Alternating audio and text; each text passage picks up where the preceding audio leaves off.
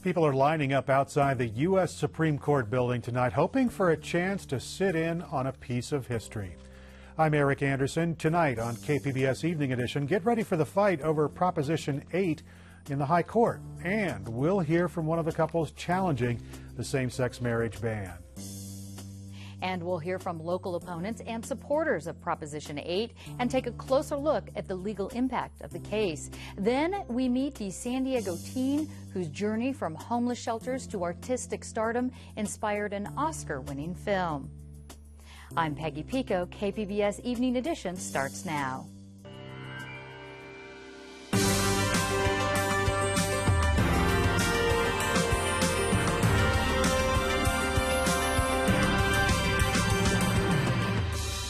KPBS Evening Edition is made possible by Joan and Irwin Jacobs and by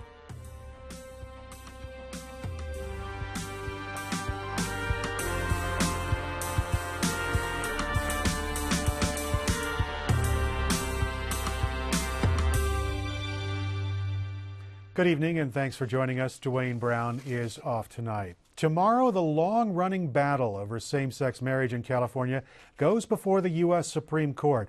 The justices will hear arguments over Proposition 8. That's the voter-approved ban on same-sex marriage. Early spring is more like winter.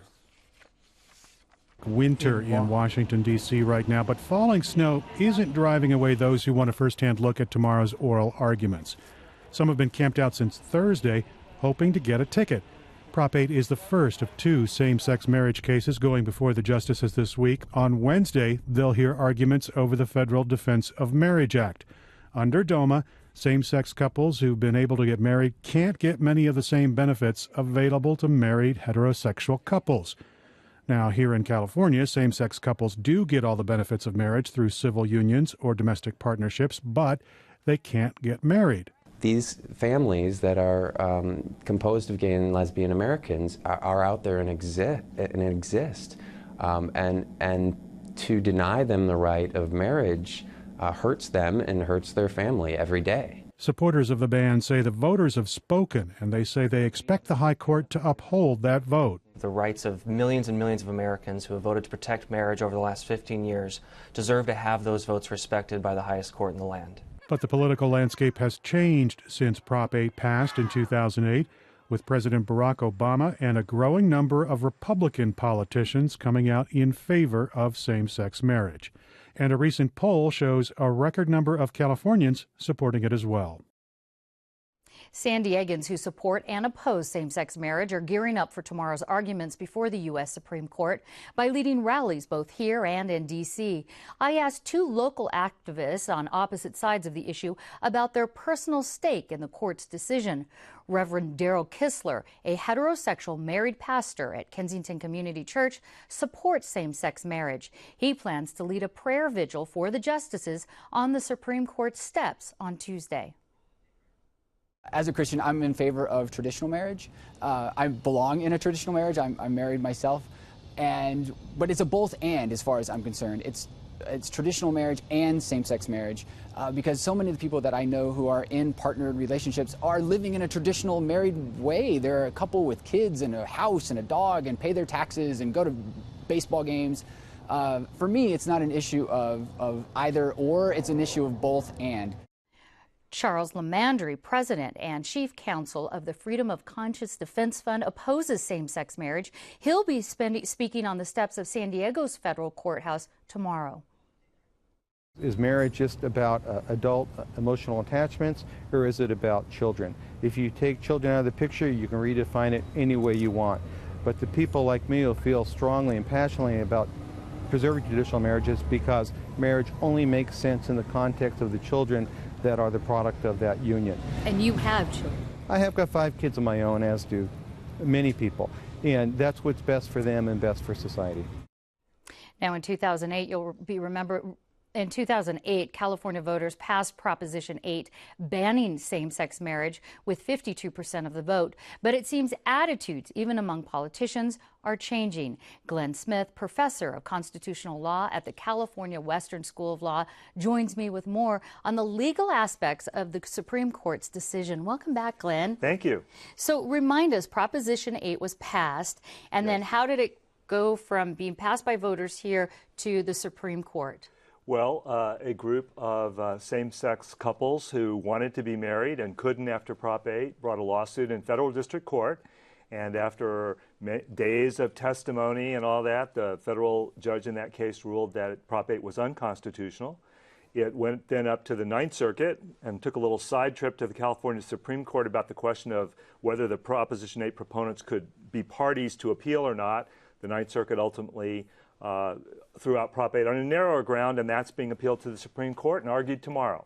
So in these arguments, who's in favor of keeping the ban on same-sex marriage or keeping in force, I guess, Proposition 8? Well, the formal parties are the proponents of Proposition 8, the people that brought the initiative to declare that marriage was only between a man and a woman. And they're supported, as typically in these large cases, by dozens of friends of the court who take the position that you just heard, that traditional marriage should be opposite-sex couples. And what about who's arguing the chief people against to overturn, I should say, this ban? Well, what the parties that won below in the California courts are being represented by two very top-flight Supreme Court advocates who argued Bush versus Gore, and then the U.S. government has been given 10 minutes to also argue against Proposition 8. So the Obama administration is going to be arguing that, again, Prop 8 is unconstitutional. Yes, he came out in supporting same-sex marriage. How successful are challengers to state law been with, like, the current justices? Well, it just really depends on the issue. Certainly there have been a couple of more pro-gay rights decisions in the last decade or so than we would have expected from the single case in the late 1980s that sort of slammed the door on same-sex rights. So the court has been moving as the society's been moving as well, but whether the court will be willing to take any step forward and how big a step is what's at issue in these cases. Let's talk about if the ban happens. If they uphold it and they say, yes, Prop 8 can continue, what happens then? Well, if Prop 8 continues, then there's nothing that the U.S. Constitution says that would prevent marriage from being between a man and a woman in California. So if people want to fight it, they need to fight it politically. They need to try to overturn Prop 8. And as you know, what we can do with one majority, we can undo with another majority. Okay, and then how about if the Supreme Court rules that, yes, they overturn this ban, will that have larger implications? What happens then? Well, in California, presumably very soon after that decision, with Proposition 8 out of the way, we would return to the older days of having same-sex marriages, and couples would begin celebrating same-sex marriages in California. Then there's all kinds of permutations down the road as to how you would fight that. But that would be a strong statement that at least the way California did it with Prop 8, the U.S. Constitution forbids that. Alrighty, we are out of time. Glenn Smith, thank you so much for talking you're welcome. with us. Tomorrow's courtroom audience will include the two women at the center of the case. Chris Perry and Sandy Steyer are one of two couples who sued to overturn Prop 8. They say it's been a long road to the highest court in the land. We've accomplished so much in a short amount of time in letting the public in on what it's like to be Sandy and I, what it's like to wait for years and years and years to be married just like our neighbors, just like our kids could be today, like our parents. Everyone we know and love has this right and we don't. And it's time for us to have a chance at that happiness as well. The women say they will get married right away if the court overturns the ban. Look for continuing coverage of the Supreme Court case through the day tomorrow on KPBS FM. Recordings of the oral arguments will be posted by the High Court about 2 hours after the proceedings are over. We will make a link to them on kpbs.org. In other news tonight, a new report says California has more state parks than it can afford. It says that local agencies should take some of them over. The Little Hoover Commission cites Hearst Castle as an example, saying the Getty Museum might be a better choice to run it. The report says the state park system needs a new business model and some fresh thinking. Some of the groups who offered a reward in the Christopher Dorner case are reconsidering. 2 claims have been submitted by private citizens. The Los Angeles Times says some of those who offered the money have said it was for information leading to Dorner's arrest and conviction. But the former LA cop committed suicide while cornered by police in the San Bernardino Mountains last month. The Times says some of the donors have a moral objection that they're not going to discuss publicly. The LA Police Department says offering the reward, then withdrawing it, could undermine future reward efforts. Police say that Dorner killed 4 people in a rampage targeting those connected with him being fired from the Los Angeles Police Department. The firing is still being reviewed. Tomorrow is Election Day for some San Diegans. The special election is to fill the council seat in District 4. It's been vacant since Tony Young's resignation in January. 9 candidates are competing in the race. One of them has to get more than 50% of the vote to win a seat outright. Otherwise, the top 2 vote getters will have a runoff.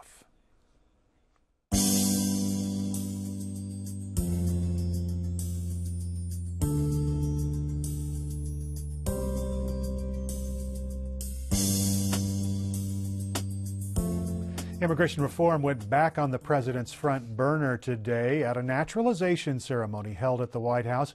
Barack Obama challenged Congress to finalize legislation. Everybody knows how to fix it. We've all proposed solutions, and we got a lot of white papers and studies. We just got, at this point, to work up the political courage to do what's required to be done. Obama says he expects debate on immigration reform to begin in Congress next month, and he says he wants to sign a bill as soon as possible. Another Washington ceremony today honored Father Joe Carroll, the founder of Father Joe's Villages here in San Diego. He received a Citizen Service Before Self award. It's presented by surviving recipients of the Congressional Medal of Honor. In November of 2011, I made a pledge: no more honors, because I'm retired now, and all of a sudden everybody wanted to honor you, and I said, I'm tired of it, no more. Then you get a call from the Congressional Medal of Honor guys. How in God's earth do you say no to them? That they, who are our greatest heroes in America, said, we'd like to honor you. Honor me? You guys who risked your lives and are wounded, and you're taking time out of your life to say, I did something good?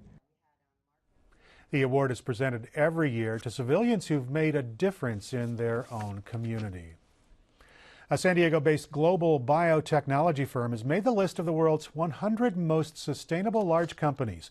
Carlsbad-based Life Technologies made the list because the firm is actively shrinking its carbon footprint. The focus on sustainability is coming with an eye on the bottom line. The company's San Diego offices are landscaped to look lush, but the firm's Shelley Marasco says the use of water is judicious. All of the plants in this particular area are considered aesthetically appropriate, but also requiring less water than what you would find in other types of landscaping. And that's not an accident. Landscaping is just one way the company, with nearly $4 billion in sales, focuses on environmentally friendly practices. Inside the company building, Marasco says lighting, heating, and cooling are all designed to minimize energy use. And the employee culture is set up to encourage sustainable practices like recycling. We're challenging our locations to go to zero waste. Zero waste is defined as a 90% diversion from landfill. 3 of the firm's 25 campuses around the world have done that. In labs, clothing, gloves, and chips are all reused or recycled where possible. In shipping, packaging materials are smaller, and the massive refrigerator that keeps the company's products fresh is fueled by a 1-megawatt power cell system.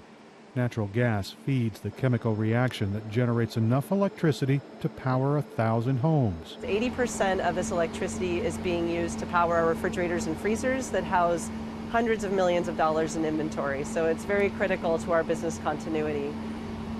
The other 20% is for running our air conditioning and ventilation systems, and we are always fully utilizing this 1 megawatt of power. Marasco says the power is 30% cleaner than what the grid supplies, and the power cell keeps the juice on if the grid fails.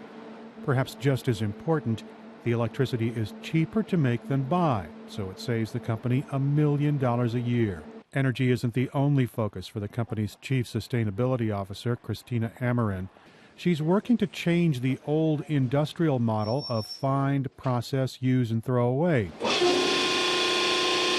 Amarim says reducing and reusing materials changes the equation. We have shown that by closing the loop and tackling issues on every step of the way is helping us save millions of dollars in our entire supply chain. And saving money makes sustainability a much easier sell to top company officials. Amarim says the company works to improve environmental efficiencies by 5% each year. That helps the profit, the people, and the planet. That's really impacting the triple bottom line, because now you have the environmental impact taken care of, and you have your employees and your communities taken care of. Life Technologies is not alone. Many other companies are making sustainability a priority. San Diego State University marketing professor Heather Hone says that's because it's increasingly making good business sense. I think a lot of businesses over the last 5 years have realized that there's opportunity for money savings, but at the same time, then it repositions them in the market as someone who's doing good as opposed to just making profits. Hone says customers pay attention when a firm decides to take a green path. And while some sustainability improvements clearly save money, the financial returns tend to diminish as efficiencies are made. Hone says that's when companies can consider other impacts. They've maximized how much their electricity bill is going to go down, but now all of a sudden they're getting another set of returns where people are just more invested in what this organization is doing because they feel like it's not just for a profit. Hone says there's also recognition among business officials that sustainable practices may not be a choice down the road. She says some firms are making changes now on their own timetable before those changes are required. And of course, Life Technologies is based here in San Diego County and is one of the 100 most sustainable companies. Joel Booth lost a leg below the knee while serving in Afghanistan. Now he is participating in a war simulation training at a studio here in San Diego and helping to prepare young medics for their own deployments. We have his story from Lee Powell of the Associated Press. Joel Booth had been back from war just over a year when military friends invited him to watch an unusual training session for medics preparing to be deployed. They took him here, a film studio in San Diego, where a group of real-life amputees role-play as if they had just been injured in an Afghan village and needed to be rescued. Some worried the combat scenario would be too much for Booth, who suffers from post-traumatic stress after having his leg amputated below the knee from an injury caused by an IED blast in Afghanistan. Instead, it inspired the Navy corpsman to become the first amputee actor in the simulation who had actually lost a limb to war. Because I've lost it in combat versus others in motorcycle or cancer or other ways, having lost it in combat from combat actions, it adds that credibility to maybe the things that I'm saying or what the instructors are saying. For Booth, the unusual job opportunity offered a way for him to overcome his own struggle by immersing himself again in a combat environment while helping others by passing on his own experiences. It's fun in certain ways. But then being able to come here and help corpsmen and give them related experiences and give them good tips and ideas of how to help save other lives, that's huge for me, is able to pass it on and give back to the guys that are up and coming. Strategic Operations, run by a Hollywood producer, has spent more than a decade providing what it calls hyper-realistic training to hundreds of thousands of troops. Kit Lavelle is the group's vice president and a Vietnam veteran. It was during training exercises a few years ago when we realized that some of the people who are experiencing PTSD could be helped by putting themselves into an immersive training environment like this with a therapist involved. On a recent morning, Booth sat in a warehouse at the studio where makeup artists worked to make his injury seem as shocking as possible. They don't expect you to really be missing a leg, and then they come around the corner and you can almost see it in their mind. They're working through this, what they're seeing, and then it hits. Oh, this guy really is an amputee. A few months ago, the company so impressed by Booth's success hired a second Afghanistan veteran. Lee Powell, The Associated Press. I'm Jeffrey Brown. On the next NewsHour, Ireland's economic rebound after the global recession. That's Monday on the PBS NewsHour.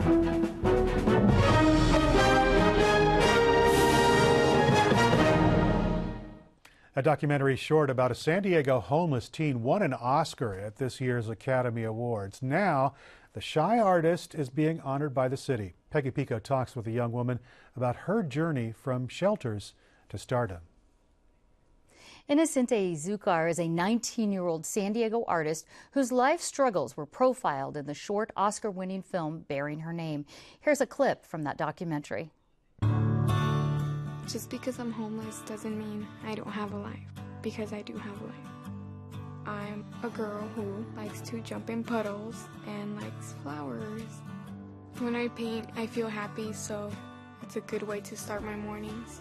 Just paint on something. And what better place than my face? It's my pleasure to welcome Inocente. Thank you for being here on Evening Edition. You look so beautiful on stage, but you were crying, you were tearful. I was watching you. What did that win in this film mean to you? It was just life-changing. I mean, I'm so excited. I was just so excited. I'm still really excited. Like, I still think, and I sometimes, Google it to see if it's real. You watch it, yeah. Then they showed a little clip of your artwork, the heart being there with the artwork that you did. Was it great to see it up on a big screen like that? It was really, really cool. I never thought I would be in front of all those people, and it was really cool. Well, you did a great job. Now, you have been described as a shy artist, and since the Oscars and the film's release, though, you have been doing a lot of public work. What have you been doing since then? We've been doing a lot of screenings and just kind of spreading the word and kind of trying to inspire people and showing people that it's going to be okay. Because this year I want to do advocacy, so... Yeah, tell us about that. So who do you want to advocate for? Artists, homeless? Who are you focused on with this? I mean, all three are equally important to me. Homelessness, immigration, and of course the arts. And they all have their struggles, and all of them need to be put on the spotlight. So this year I want to do advocacy for all three of them. Your family was undocumented. You, your mother, and your two brothers, I understand, were homeless for many, many years. How did that impact your desire to do art, and how were you able to do that in that lifestyle? Well, I think everybody finds a way to cope, and my coping mechanism was art. Instead of doing drugs or getting in trouble, I would do art. And how did you do it? Did you just, anytime you could find something to draw on, how did you kind of just... color and stuff and draw, but I didn't really start painting until I started going to the art center, A Reason to Survive Arts, and they kind of introduced me to paint and canvases, and that's where I kind of was able to express myself. Yeah, let's talk about arts. Now, that's a nonprofit organization in National City. They host about 200 kids a week, and I think they see about 4,000 kids each year. How were you able to find arts? How did you get involved in that? I was going to Monarch, which is a school for homeless kids, and they had an after-school program. So I would take the after-school program, and I would go to arts because their van, it's called Van Go. They would come pick us up, and I would go take the class with them. But I just kind of fell in love with their program, so I started going more than once a week. Now, we saw in the film that your face was painted, and you have some beautiful makeup on here today. Why paint your face as well as canvases? I just feel like in the mornings it was a good way to start off. It was kind of letting go a little bit of my artistic. It was just like the night before I was probably feeling really artistic, so the next morning it was just kind of like there. I just had to paint my face. Well, you know, you would always have that, so you wouldn't have to wait for a canvas there.